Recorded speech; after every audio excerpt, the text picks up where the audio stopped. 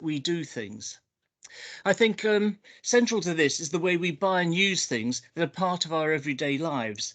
We have to move away from buying things new, throwing them away when we finish with them or when they wear out and break.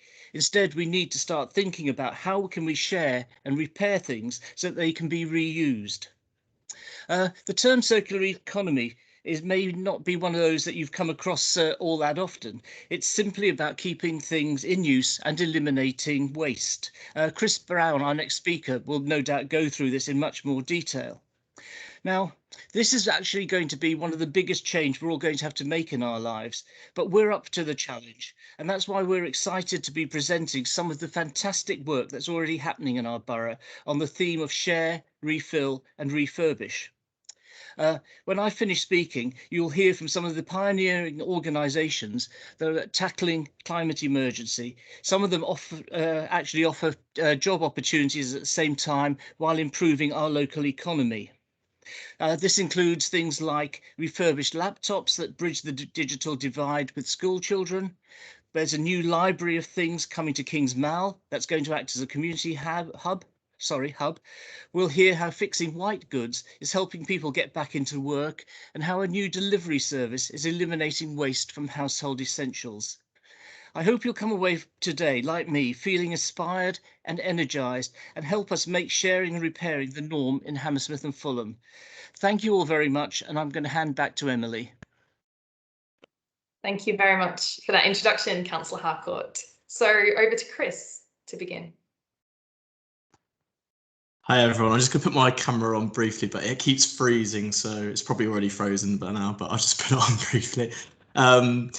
So hi everyone, I'm Chris Brown and I'm a Waste and Recycling Officer for Hammersmith and Fulham Council, and today I'm just going to give you a brief overview on why we are celebrating the circular economy this week, what the circular economy is and how it all links to tackling the climate emergency. Next slide please. So first of all, why are we talking about circular economy? Well, this week is London Circular Economy Week, and the reason we've put this event on today is to help celebrate and showcase the brilliant work being done locally in Hammersmith and Fulham to help tackle the climate emergency through accelerating the transition towards a more circular economy. And if you are interested, there are also many other events going on throughout the week that you can get involved with or watch back through the website at ceweek.london. Next slide, please. So first of all, what exactly is the circular economy? Well, for those who don't know, it does sound fancy, but it's actually much simpler than you might think. It's basically an economic system that focuses on eliminating waste and the continual reuse of resources in one big cycle. And this is to replace the normal linear economic system that we currently have that has been going on since the Industrial Revolution of take, make and dispose. This is where we take resources, make them into what we need and then dispose of them. And this is what generates the huge amounts of waste that we need to deal with as a society every day and every year. Next slide, please. Okay, so the circular economy is basically founded on the main principles that we should reuse, share, repair, refurbish and remanufacture as much as we can before eventually recycling at the end of its use, and nothing should go to waste. And this creates a closed loop system, minimizing the use of resource inputs and minimizing the creation of waste, pollution and carbon emissions. Next slide, please. So why is this important in tackling climate change and the climate emergency? Well, it's estimated around 45% of global CO2 emissions come from the manufacture, consumption and disposal of products and materials. And these emissions come from producing the raw materials through mining and growing, manufacturing the items, transporting and selling them. And many of these things end up underused as well, such as wasted food, rarely used tools and single-use items and packaging. Next slide, please. So to give you an idea of what this looks like, the average Londoner's carbon footprint is around 9.86 tonnes of CO2 per year. And as you can see from the diagrams on the right here, a lot of this comes from the things we consume, such as food, equipment, furnishings, vehicles, and clothing, amongst other things.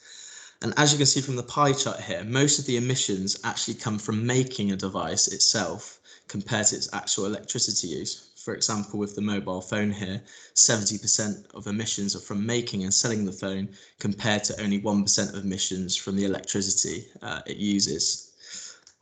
Next slide, please. So the best thing we can do is avoid or delay buying new things, such as through reusing, sharing and repairing items. And then the next best thing after that to avoid emissions is by recycling. And on the right here, you can see a diagram showing the emissions saved by recycling some common household materials, such as aluminium cans, plastic, paper, glass and cards. So overall, I hope I've highlighted here that we can't get to net zero emissions without transitioning towards a more circular economy as well. Next slide, please. So what can you do to help achieve a circular economy? Well, luckily, there are loads of ways you can help reduce, reuse and recycle. And here I've just listed a few ways to get you started, but there's many more than this. And these can include things like buying quality items that last a long time, trying to repair things as much as possible. And there are loads of useful guides online that can help you do this, such as through the website iFixit for electronics and Love Your Clothes for clothes repairs. You could also make some money and sell or give away items you no longer need on platforms such as eBay, Gumtree, Facebook Marketplace, FreeCycle or Depop. You could also try home composting your food waste, and there is a range of composting bin options for both houses and flats without gardens, such as the Bokashi bin pictured here, and disposing of organic waste through sharewaste.com. You could try food sharing apps such as Olio or Too Good To Go, where you can donate or pick up free or discounted food. And finally, recycle as much as you can. And we have a really good A to Z of recycling on our web pages, which show you where you can recycle most items. For example, if you have a furniture or any electronics that you no longer need, you can book in a free collection with the British Heart Foundation to pick up these items for you for free. And finally, support as many local share, refill and refurbish businesses as you can. And I won't go into these now, as you're about to hear from these very shortly. Next slide, please. So that's me. Thank you everyone for your time. I hope that's given you a bit more background about what the circular economy is. And if you have any questions, just pop them in the chat and I'll try to answer them at the end. Thank you. That's great. Thank you very much, Chris, for that lightning introduction to circular economy. And I'd like to invite Marcella from No Waste Jose to begin our 5 rounds of lightning speakers. Have much higher rates than the older people. So hello everyone. I'm going to put my camera on. Hopefully it will work properly. Right. I will just to start with a stat that it was quite impactful. 10.7 billion plastic bottles are brought across the UK each year, resulting in a substantial amount of single-use plastic waste. We really think that making small changes in the supply chain of home essentials and consumer behavior, we can considerably reduce the amount of plastic that cannot be recycled and ends up in landfills. Next slide, please. We are in urge to encourage zero-waste living, and we need to start from somewhere, and that somewhere is our own home. At the end of the day, good habits start at home, so we really need to start looking at our own home to make our impact. Next slide, please. Next slide, please. Yes, thanks. So here we are Marcela and Juliana. And we dreamt of a solution to make plastic-free shopping accessible and convenient. We really didn't find any or many options around us in the borough. There aren't many zero-waste shops around, and definitely no options that are fully convenient and accessible. And that's why we decided to found No Waste Jose, an eco-refill delivery service for home essentials. In our portfolio, we currently sell personal care, home cleaning, laundry, and a few pantry products such as olive oil, rapeseed oil, and coffee. all of which are packed in refillable containers. Next slide, please. Emily, next slide. Can you hear me? Can you see the next slide? How does No Waste Jose contribute to a circular economy? There you go. Now it moved. Yeah, thanks. Right. So yeah, how does No Waste Jose contribute to circular economy? Well, circular economy really is the way we operate. Our service is based on a closed loop system, all our operations, and I'll show you how it works in a minute. But where all our containers are used, washed, and reused over and over again. Our main containers are made of glass and aluminum, which are fully recyclable, but also they have a much longer life than plastic. Our bigger bulk sizes, like the 5-liter ones, they do come in plastic, but that plastic or those 5-liter jerry cans are sourced secondhand. So we try always to reuse whatever there is already in the market instead of buying new. Yeah, so that's basically how we work. This illustration shows our operations are designed to promote a circular economy by using closed loop systems from all fronts. So as you can see, it goes from our producers or suppliers to our consumer. And we work basically to make it a bit more illustrated to everyone and relatable.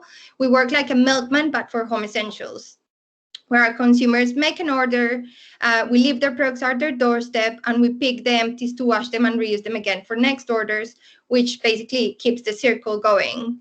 And that closed loop operation also is extended to our suppliers.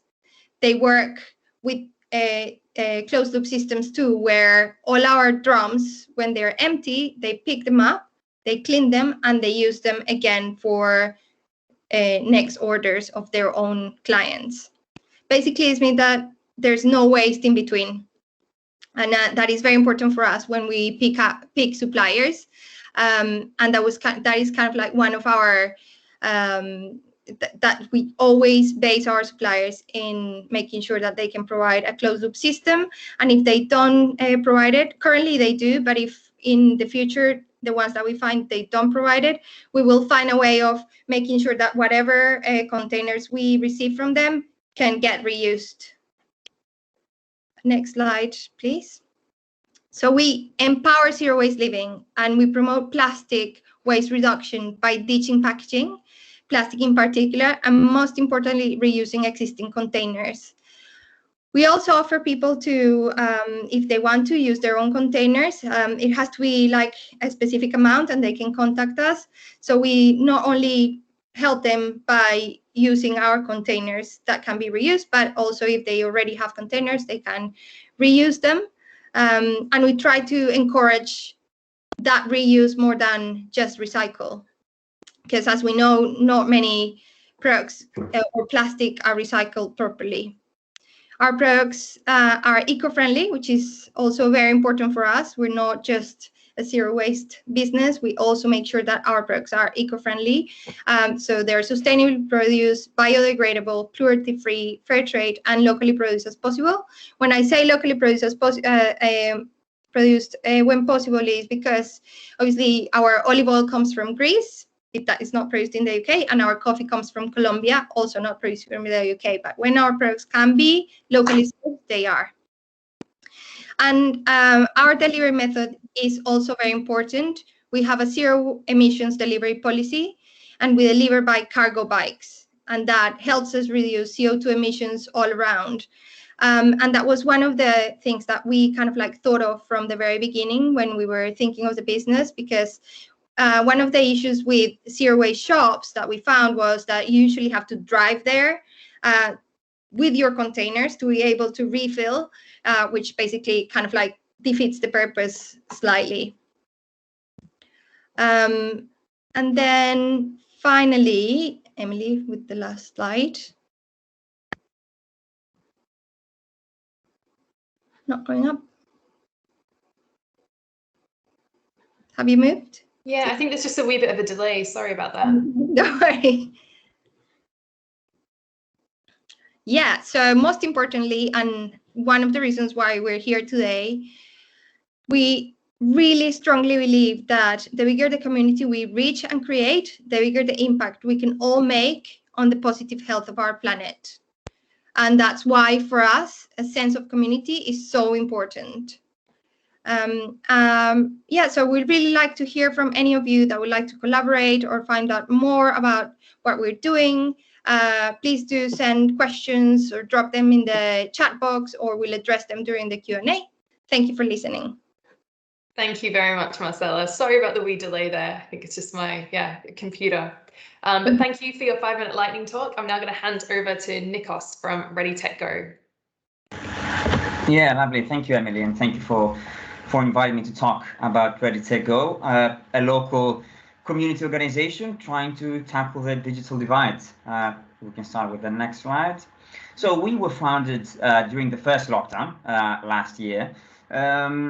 A few of us were involved in a local food bank, let's say, in the Clermont estate, the small brigade, and we started to deliver to people and to see that many of them were isolated. So on the one hand, we're seeing, all the people unable to access banking, unable to access a pension, unable to shop online or to obviously talk to their families, and young families, which is perhaps the example most people know, with children unable to access schooling. Let's say a family, 4 children, 1 smartphone between them, somehow they have to decide whose education gets priority. So we decided to do something about it, and that's when Ready Tech Go started. And as I say over there, there's 2 founding pillars: technology and community. The main idea is to provide access to technology to anyone who needs it in Hammersmith, Fulham, Kensington and Chelsea, and the city of Westminster.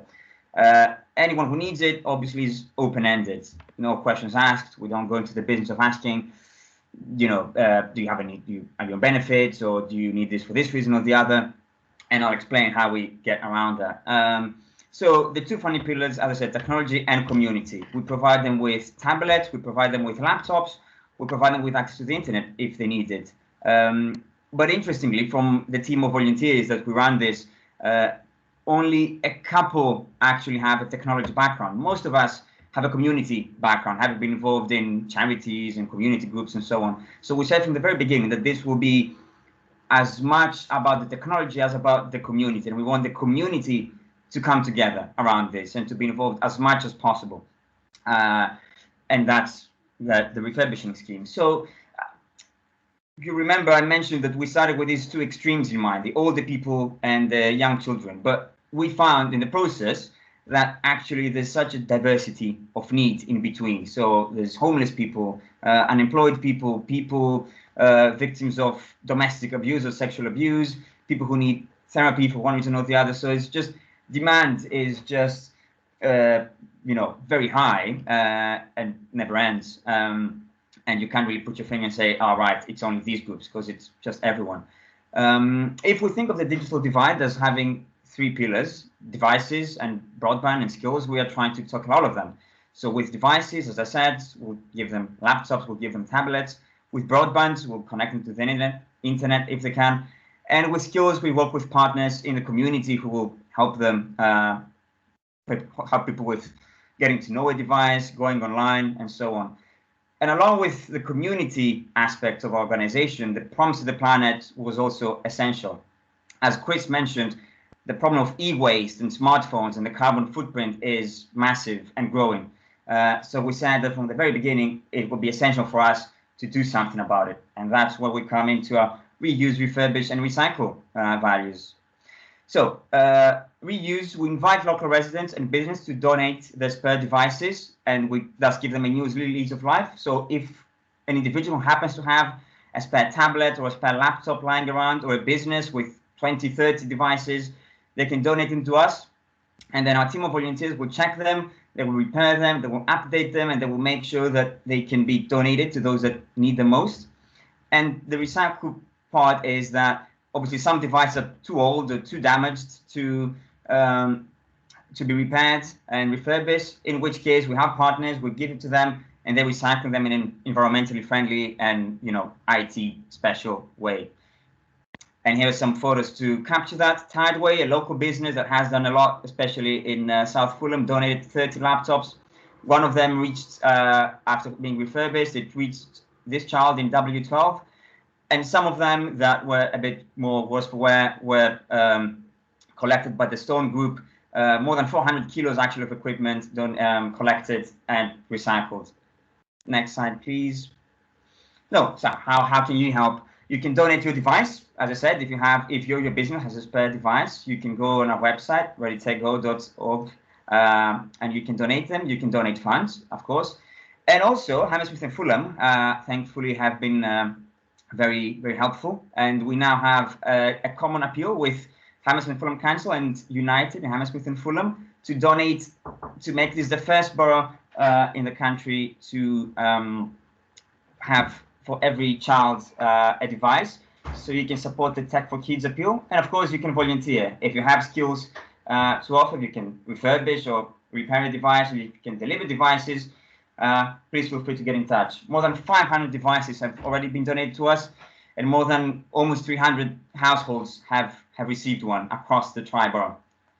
The next slide is thank you with our website, our email, and our social media. Feel free to get in touch, and please, if you do have spare devices, don't put them in the bin.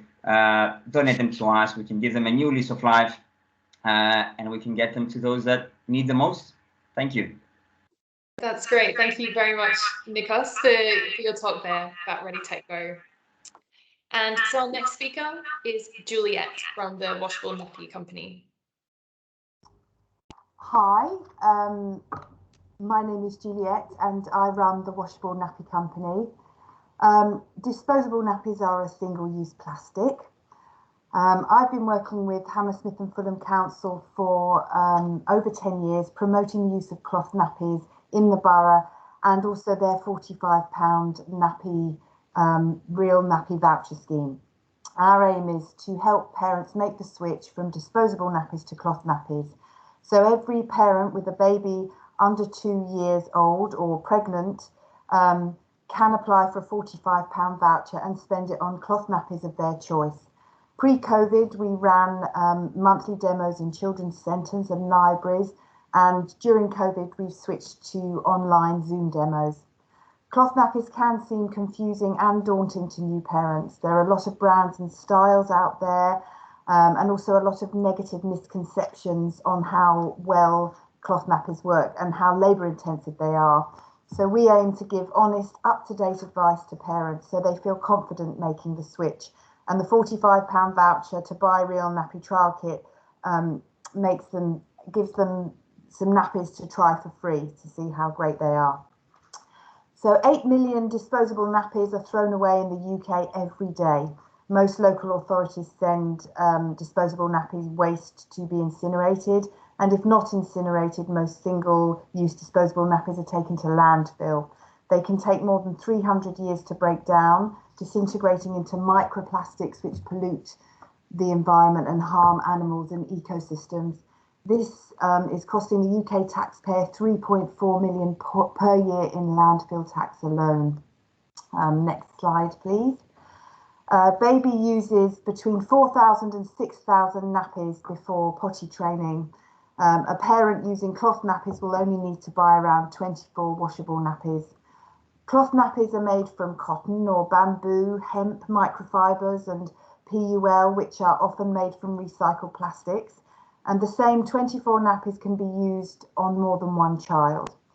In each disposable nappy, there is 1 cup of crude oil. About a third of every disposable nappy is made up of wood pulp, resulting in 7 million trees cut down every year to make the pulp. 37 litres of water are used to make each disposable nappy. Now, washing cloth nappies uses water, of course, and critics might imagine that cloth nappies use more water resources than disposable nappies. Well, the truth is, water used to manufacture enough disposable nappies for 1 month's use uses 5 times as much water as washing your 24 cloth nappies for a month. A parent using cloth nappies reduces their carbon footprint by 40%, and that reduction of 40% does not take into account dealing with the waste from disposable nappies. Next slide, please. There are significant benefits to parents who use cloth nappies instead of disposable nappies. Modern cloth nappies are as easy to put on as a disposable nappy. They mimic disposable nappies.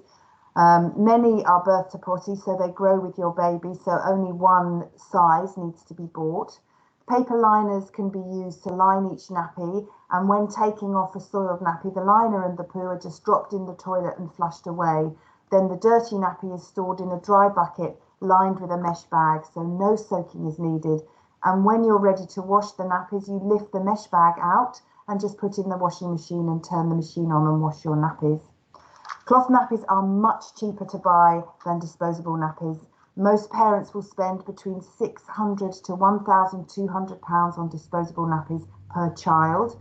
Cloth nappies cost between £200 and £500 for a full set and the accessories. And these nappies can then be used on subsequent children. So the savings are really, really big over the more children you use them on. Washing costs are around £50 per year. Nappies go next to your baby's bottom, and there is a long list of chemicals used in disposable nappies which some parents are not happy nestled up against their baby's bottoms. Independent studies show that babies potty train about 6 months earlier when wearing cloth nappies as opposed to disposable nappies, and that's simply because cloth nappies are a bit wetter, so the baby feels slightly wetter in a cloth nappy than in a disposable nappy, so they have an understanding of what's going on. And they don't get nappy rash from being in a wet nappy. That's also a myth. Babies generally get nappy rash anyway to do with teething and ammonia in the wee, not to do with whether the nappy is wetter or drier. Cloth nappies must be more comfortable for a baby to wear. If you imagine the difference of yourself wearing a plastic pair of pants or a cotton pair of pants, I'm sure you'll agree a cotton pair would be much nicer. Cloth nappies come in great designs and patterns, and parents are quite happy to have a little t-shirt and their cloth nappy showing. It's not so attractive with a disposable nappy. And yes, believe it or not, cloth nappies leak less than disposable nappies. If you've got the right advice on how to use cloth nappies, which ones to buy and which ones are best for which stage of your baby's life and how to use them, you will find that you definitely get less poo explosions than you do with disposable nappies. So the great news is the negative environment of disposable nappies can be solved by applying the principles of circular economy. Residents of Hammersmith and Fulham are very fortunate, as are the residents of Kensington and Chelsea too. They are eligible for a £45 voucher, and they can use that to buy free cloth nappies, which they can then use and try out. They also have access to advice and support sort of at the beginning of their cloth nappy journey and throughout. So I hope today's presentation has been interesting. Please spread the word about cloth nappies and also about the fantastic £45 voucher scheme which residents of Hammersmith and Fulham are eligible for if they have young children. Thank you very much. That's great. Thank you very much, Juliet, for that introduction. And I'm sure we can also share details in the chat of that voucher scheme. I think I've just seen that Bex from Library Things has joined us now. So Bex, over to you for your 5-minute lightning talk. Thanks, Emily, and hello, everyone. Yes, I'm Bex. I'm one of the 3 co-founders of a social enterprise called Library of Things. We are on a mission to make borrowing items better than buying them for people and planet. How can we make it easier and cheaper and more convenient to borrow items like drills and sound systems and sewing machines instead of buying them from Amazon and getting them delivered to your door? Obviously, buying items uses up resources in the kind of manufacturing process, in the delivery process, in sourcing those materials firsthand in the first place.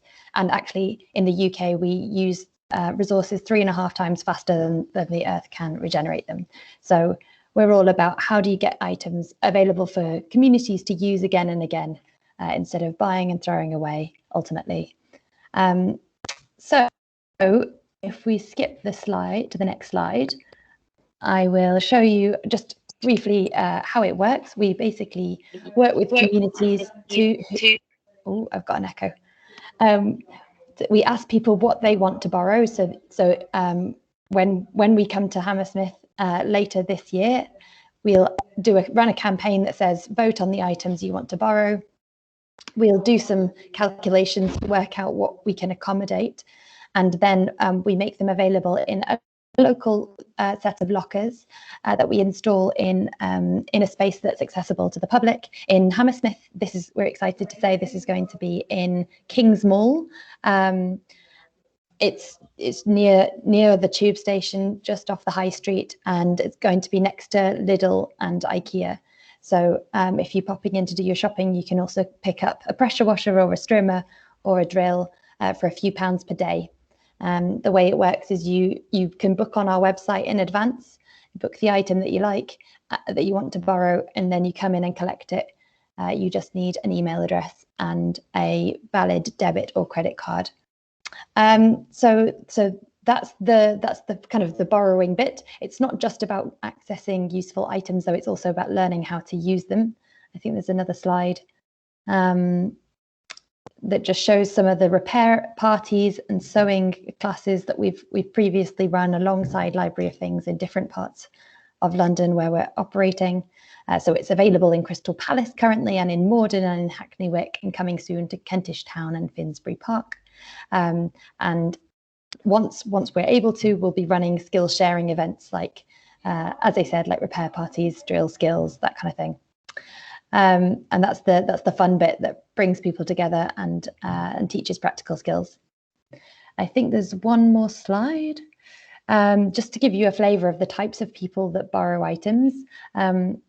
So these are some of the borrowers in Crystal Palace, where we've been open for a couple of years. On the left is Abby. She lives around the corner from Crystal Palace Library, where we have the collection of items. She describes herself as low income. She has 2 children, and she borrowed the strimmer and hedge trimmer to do up her neighbour's garden because he had a bad back. And she's also come in to borrow a vacuum cleaner and a steam cleaner, and said, you know, it's so good I can access these items affordably and know they're good quality. Like, I've got broken vacuum cleaners sitting at home, and it's so annoying to have to buy these things cheaply and then they break. Another example is Leonie. She's a younger person, and she had recently moved in to a flat she was renting nearby and borrowed some of the tools to do DIY projects. And then finally, Jeff on the right as an example of some of the people that come along to the skill sharing events, and he came along, got involved in volunteering and some of the events, and that's him standing there with a disco light that he borrowed for a New Year's Eve party alongside a karaoke machine. So I think that's all my slides. There might be one more if you can skip. I think that's the last one, Bex. That's the last one. Okay. All that, yeah. There should be one more that just shows where it's going to be in Hammersmith. Can you see that now? That's on my screen. Okay, I can't see it for some reason. Anyway, yes. So as I said, later this year we're coming to King's Mall, and we're working in partnership with Inca Centres, who are the shopping centre owner associated with IKEA. They're funding us to get started, and another partner on the project is Hammersmith and Fulham Council, which we're really excited about, helping to make this really accessible to local people. We'll also be looking for local partners, local people to champion it and get involved and help us get going in Hammersmith too. That's it. Thanks, That's everyone. great. Thank you, Bex. So I've just put a little link in the chat as well. We're collecting email addresses if anyone wants to stay in touch about the Library of Things as it comes to King's Mall. So we'll keep you updated through that mailing list about news for the new centre. And finally, I'll hand over to Graham from Rework for his 5-minute lightning talk about refurbishing goods. Hi there, good afternoon everybody, and thank you for joining us. Graham Parry, I work for Rework London. I'll just use 20 seconds of my 5 minutes to say thank you to Nikos, and following up on a comment that was made earlier. So a colleague of mine's on the call, and Nikos and the Ready Tech Go supplied and helped some of our refugee clients with IT equipment over the last year. So thank you for that, and show that we all work alongside each other. So Rework is a project run by Groundwork and we're working with Western Riverside Waste Authority. We're running a white goods refurbishment workshop down at Smugglers Way, but we always like to try and do many things at the same time. So we see Rework as saving landfill, reducing carbon, but at the same time providing and creating jobs and training for the people who've been out of work for some time, or young people who might never have worked before. And then as a product of both those things, providing affordable and high quality domestic items for people on low incomes. But I think one of our goals is, and probably one of the goals of everybody here today, is to make it a product of choice rather than a product of necessity. I think that's where the growth in the circular economy is going to come from. It's going to make it, as we start to want to buy reused goods rather than have to buy reused goods. Next slide, please. Can you see what are we, Graham? No, I think it must be just the speakers that have a lag, because which is really odd. So we're the only approved reuse facility in London, which means that we're inspected by both the Environment Agency to prove that we can track everything that comes through our site, and we're also assessed by a nationwide reuse network in terms of our reuse standards to ensure that we're following processes and procedures that ensure the safety and highest quality of the goods that are coming out. And yeah, as I say here, we're approved as an AATF, so we know where everything goes. The majority of our goods come in from two sources. We have dedicated reuse collection bays on the CA site, so customers visiting the sites in their cars are directed to, if they think any of their goods that are bringing in are reusable, they come to that site, and we every day sort and reassess, because sometimes what people believe is reusable isn't. So we reassess everything and try to maximise the reuse rates. But we also work alongside high street retailers who take your old machines away from you when you purchase a new one. Next slide, please. Once everything's with us, everything goes through a process of checking. We look at everything, firstly test it for safety before our engineers start work on it. And all appliances that come through the workshop are put through a full testing cycle, and we test everything. And then parts that are generally subject to wear and tear, so would like be the bushings and the bushings in the motors in the washing machine, they're replaced, because what we're very sure of doing, we're not just making things work again, we're giving them a new life. So not only will they be in full working order, but they should get a whole second life cycle out of them. And the way in which we see it is taking things from grave to cradle, and we back it. So we back everything with a warranty of 6 or 12 months, and our standards are as high as, and probably higher than, things that would come out from low branded makes when they're new. We don't sell on site, we have to redistribute, so it acts as a kind of remanufacturer, and we sell for a range of charity shops in the UK, but and probably equally importantly for us, we serve a number of hardship teams across London. It's an area that during the last year has been a massive increase in our focus. It says on here we circulated circa 200 appliances. It's more like 400 to date, of which about 10%, between 10 and 20% stayed in the Western Riverside Waste Authority boroughs, including Hammersmith. And one of the main recipients of that are similar groups of people to the ones that Nikos was supporting on our behalf, some of our refugee groups that we support across the city. And as you can imagine, it's one of the great area of help that collectively we were all able to give over the last year. A couple of things to illustrate on here is that against those original objectives, year on year, we've been getting better and better at our reuse rates through the tonnages of equipment that come through the waste site at Smugglers Way, and now up to getting close to 50% of what we reuse is coming from the site. And just to give you a little down the right hand side of the screen is just to give you a snapshot of, it's a lot of our engineering space is given over to white goods and to small electrical appliances, but we also now resell parts. I don't know if anybody have ever tried to buy a replacement plastic tray to put inside of your fridge. If you can get your hands on it, it'll probably cost you an astronomical £80 or £90. We now harvest all the already used internal parts of things like fridges and freezers and offer them up for sale through the website. About 1,000 bikes a year we're passing over to reuse. The majority from this year forward, the majority of those will go to a new reuse bike shop that we've opened up in Westminster called Westminster Wheels. If you're looking for a bike, great place to go across there, just across the border, so we're not going too far. And you can get yourself a really good refurbished bike at Westminster Wheels. We don't want to stop there. We are looking at trying to develop a repair service for white goods on the back of the reuse, so we can stop them actually going around in a circle in the first place and keep them in people's homes and working for longer. As I say, we have just set up a reuse bike shop in Westminster, and we're looking at more ambitious plans to bring reuse retail onto the high street. There's a picture there of a great venture run by the Waste Authority in Berlin. You wouldn't think it was being run by the Waste Authority, but that's a huge shopping mall dedicated to reselling goods that come into their waste sites across the city of Berlin. It's called NAPPY, if you want to go and Google it and have a look for yourselves.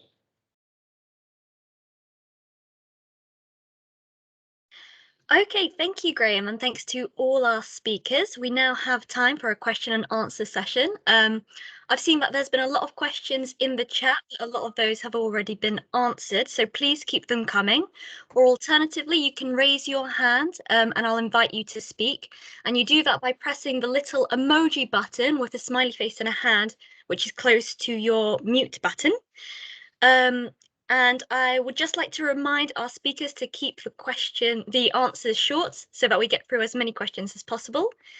So I'll first go to Rachel's question in the chat, which is to all our speakers. So how has COVID-19 affected your circular business plans / circular initiatives? Perhaps I'll start with Marcella, if that's okay. Yeah, sure. So we actually saw an opportunity when COVID started, and actually our idea came within COVID restrictions, and it was basically that need that we saw in having zero waste shopping more convenient. Because yes, shops were open and zero waste shop were open, but you used to have to queue and only 3 people in the shop, so it makes it zero convenient. People just stuck to their Tesco shopping. Not saying that Tesco is bad, I'm just saying that if you're going to refill, that's not the place to go. But we definitely saw a need for a more convenient way of doing zero waste shopping, and that's where No Waste Jose came in. And by delivering, it basically gives that convenience